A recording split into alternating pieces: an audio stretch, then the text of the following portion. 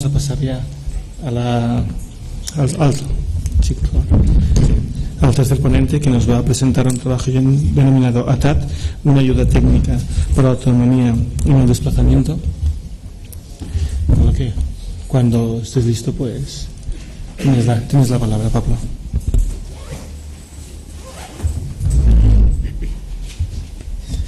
Pues buenos días. Voy a intentar ser breve porque en realidad ya se ha presentado un sistema bastante parecido, así que hay unas cuantas cosas que vamos a poder pasar por encima y además ya es un poco tarde. Soy Pablo Revuelta, vengo de la Universidad Carlos III. Allí estamos desarrollando, junto con los profesores Belén Ruiz Mezcua y José Manuel Sánchez Pena, un sistema, una ayuda técnica para autonomía en el desplazamiento, que es la que venía a presentar. Es un proyecto todavía en fase de desarrollo. Bueno, el índice de la presentación va a ser presentar los objetivos, un breve estado de arte, presentar las entrevistas que hemos estado haciendo para intentar definir algunos parámetros de este sistema, presentar el proyecto propiamente dicho y al final unas breves conclusiones. En cuanto a los objetivos, bueno, pues en principio ayudar a la movilidad en entornos desconocidos a personas ciegas. Por eso decía que era un proyecto parecido al CashBlip que hemos visto presentado. En especial alertar de la presencia de obstáculos potencialmente peligrosos que no se reciben mediante bastón o perro guía, como suelen ser los que están a la altura de la cabeza. En el estado del arte hay muchos proyectos de orientación y movilidad. Nos vamos a centrar en ayudas de sonificación, que son las que traducen la información del entorno que rodea a la persona en sonidos, entre los que hay una lista bastante grande, como podéis observar, algunos más antiguos de los años 70, otros, pues como hemos visto esta mañana, siguen en desarrollo, donde hemos visto distintas estrategias de cómo se convierte esta información en sonidos. Podemos separar los que se podrían catalogar como sistemas psicoacústicos, es decir, que usan la función de transferencia en cómo el cráneo recibe el sonido, como el espacio acústico virtual que desarrollan en el Astrofísico de Canarias, el CashBlip que desarrollan en Valencia, algún otro proyecto internacional, o los que utilizan una codificación arbitraria de los sonidos, como hay otros pocos. Algunos de ellos incluso llegan al paroxismo con una conversión verbal de la información que van recibiendo. En cuanto a estas estrategias, de la primera, la ventaja, como también se ha presentado, es que el posicionamiento se realiza de forma natural y por lo tanto no hace falta entrenamiento. Como desventaja, el error, sobre todo en elevación, es de en torno al 10%, lo cual a 1 metro de distancia puede suponer darse en la cabeza o no darse, y 6% en azimut, es decir, en el eje horizontal, que gracias al estéreo, al tener dos oídos, pues el error se reduce.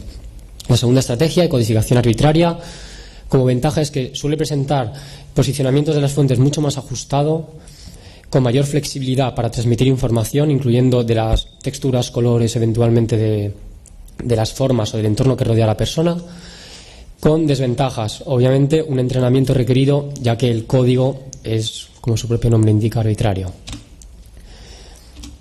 Por último, hay soluciones mixtas, algunas de estas, por ejemplo, donde utilizan algunos parámetros, se codifican de forma psicoacústica, otros de forma arbitraria, de forma que se intentan combinar un poco las ventajas y reducir las desventajas que tienen cada uno de los dos sistemas. En cualquier caso, todos los sistemas que hemos encontrado son más o menos aparatosos, muchos son muy caros y bloquean el canal auditivo. Un ejemplo, el Sveta, por ejemplo, con un casco, en fin, que es relativamente complicado. Esto lo hemos visto a base de entrevistas que hemos realizado, por ahora 11 personas, expertas y expertos en psicología, ingeniería acústica, música, ayudas técnicas, entre las cuales 6 personas eran ciegas y 5 no presentaban ningún grado de discapacidad visual. ¿Cómo los resultados? Nos han dicho, los sistemas tienen que ser sencillos, ligeros, portables y discretos. Tienen que ser adaptables a distintos perfiles cognitivos y con un entrenamiento mínimo y sencillo. Por otro lado, en cuanto al canal e información, deben respetar el oído, posibilidad abierta de utilizar la transmisión ósea, ventajas de añadir elementos vibratorios, señales de alarma inminente, por ejemplo, sobre todo para personas sordociegas o, si no, en cualquier caso, en entornos ruidosos.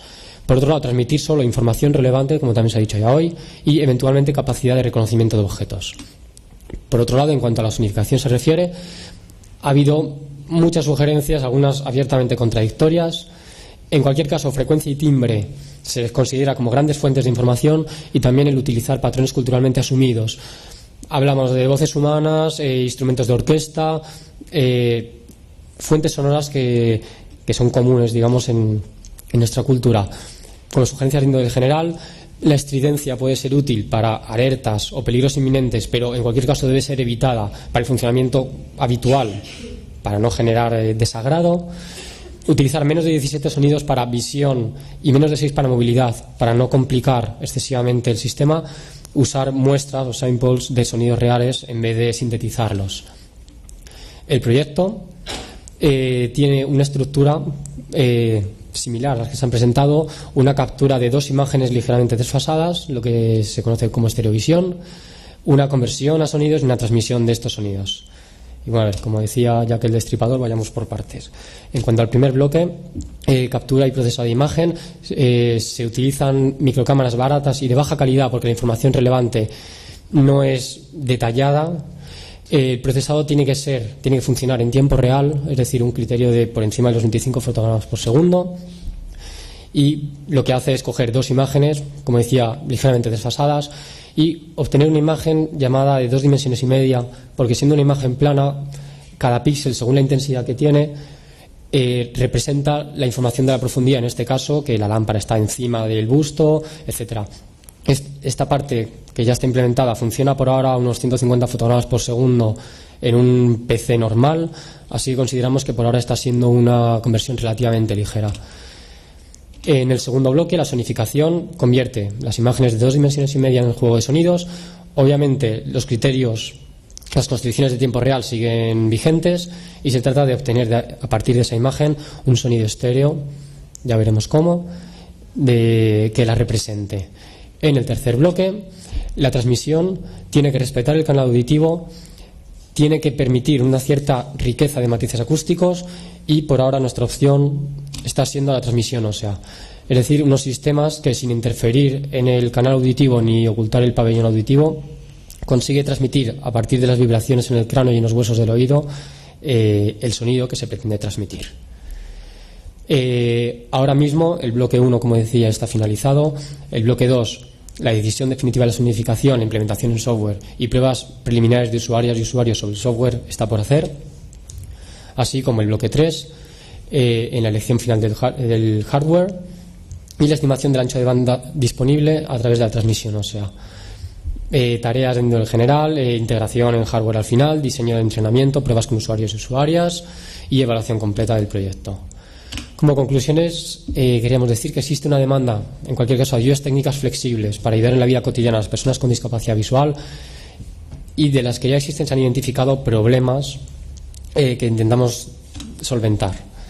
Por otro lado, la visión, el aporte de los usuarios y las usuarias es imprescindible para un diseño útil y funcional desde el principio. La parte implementada hasta ahora permite abaratar costes de forma significativa, y obviamente quedan problemas por resolver. Muchas gracias y bueno, seguimos trabajando.